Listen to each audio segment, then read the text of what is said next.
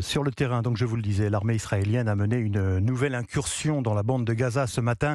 Un raid ciblé sur le centre du territoire pour y détruire des rampes de lancement de roquettes et des centres de commandement du Hamas. Bonsoir Sébastien Lebelzik. Bonsoir Lionel, bonsoir à tous. Envoyé spécial en Israël, Sébastien, on sent une montée en puissance de ces opérations avec, semble-t-il, encore ce soir de nouveaux bombardements. Mais dans le même temps, Israël est toujours la cible de roquettes. Alors les tirs de roquettes continuent ici sur Tel Aviv. Plusieurs alertes aujourd'hui et plusieurs blessés, malgré le dôme de fer censé protéger les populations de ces attaques qui continuent depuis 3 semaines. Et c'est le plus surprenant, sans doute, de voir que malgré les bombardements israéliens sur Gaza, eh bien, les attaques du Hamas continuent.